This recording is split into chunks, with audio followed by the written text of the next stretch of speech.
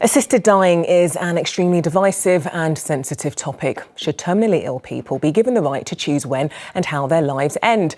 Currently, assisted dying is illegal in the UK, but countries including the Netherlands, Switzerland and Belgium do allow it, as well as parts of the United States and Australia.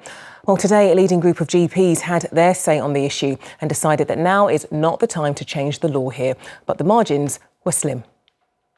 Of the members surveyed, 47% said the Royal College of GPs should oppose a change in the law on assisted dying. That's down from 77% in 2013. While 40% said it should support a change in the law. That's a rise from 2013, which saw just 5% in favour. And 11% said the group should take a neutral position on the issue. Well, in a statement, Professor Martin Marshall, chair of the Royal College of GPs, says assisted dying is a controversial topic, and this was reflected in the responses to our consultation. However, the highest proportion of respondents said that the college should continue to oppose a change in the law on assisted dying. Well, earlier I spoke to Dave Osmond, who travelled to Switzerland with his mother-in-law Lynn after she made the decision to end her life, and Dr Jackie Davis, who is the Chair of Healthcare Professionals for Assisted Dying. Dave started by telling me a little more about his mother-in-law's story. Lynn was particularly ill. She had advanced Parkinson's and she had back operations which had become non-viable. She'd had metals in her back that had broken down, and she no longer could have operations, so she was in constant pain. And the Parkinson's had reached a point where the medication was not working. They had to strip the drugs out of her, which means that Parkinson's comes on to its full extent. She reached a stage where she spent 3 months in hospital, and then immediately after that was in a care home. And at that stage, she was perfectly sound of mind, but totally incapable of really doing anything in terms of caring for herself. So she was wheelchair bound, she had to be washed, she had to be fed. She spent a lot of her time in bed. She's got a broad family around her, us included, and we visited her, daily. But nonetheless, it was not the life that she wanted or the life that she'd been familiar with. She was she was full of life. Lynn was full of life and a very happy person. And to see her and for her to have to live in those intolerable conditions was just awful. How did she come to that decision? So the decision had been there in essence, in case such an event should come for all four of our parents. And when she reached the place where a care home was needed, that was when she actually reached that decision. And she asked that we help her to make the formal application to Dignitas. Dr Davis, you of course work in healthcare, but you also have your own personal experience here. You sadly lost your brother. He took his own life. Yes, I've had two very bad deaths in my close family, and my brother was suffering from terminal cancer when he witnessed the first death and said, "I'm not going to die like that," and took his own life. Some 300 people a year in this country take their own lives with terminal illness. That's not counting the one person a week who goes to Dignitas, who's got the £10,000 and who has to travel there early while they can still travel. So the situation in this country is deeply unsatisfactory. I cannot be the only person who's witnessed two bad deaths, and that's not counting my professional life. I've been a doctor for 40 years now. I have seen deaths that I would not wish my worst enemy to suffer. So we know that it's not working out there. And it's absolutely important that we put ourselves in the same position that 150 million people around the world have access to assisted dying, and we cannot get it in this country. And we will. There's no question. It's like votes for women. It will happen, but it's a fight, and it shouldn't be a fight. It really shouldn't.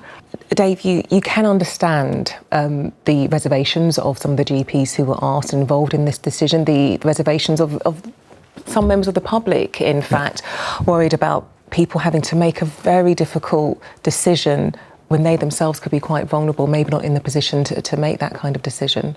Yeah, I do understand that, but as Jackie says, there are an awful lot of countries and states in the US that are managing this situation very well. The Canada model particularly works really well. There are ways. When we went to Switzerland, we had to go through, understandably and quite correctly, we had to go through with her a number of steps to make sure that everything was appropriate, that she was sound of mind, that she was who she said she was.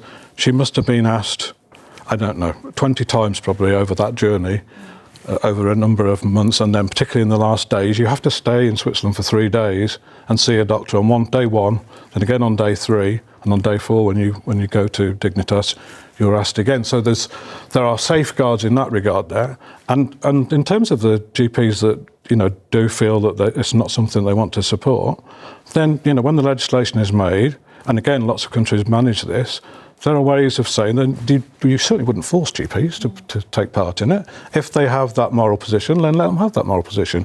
What you need to do then is protect local areas to make sure that there's an availability of the option for all of the people in that area. What happened to you and your family when you returned? Because, of course, assisted dying is legal in Switzerland, but you could have faced charges here.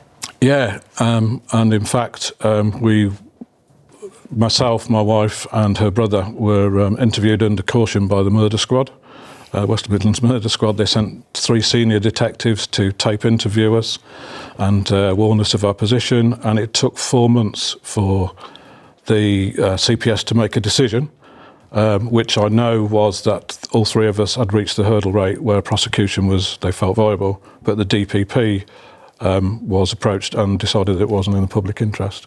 So it was sort of November through April that we waited to hear that in fact the prosecution wasn't going to take place. Dr. Davis, how can we make sure that GPs get the right protection if indeed the law is changed in any way here?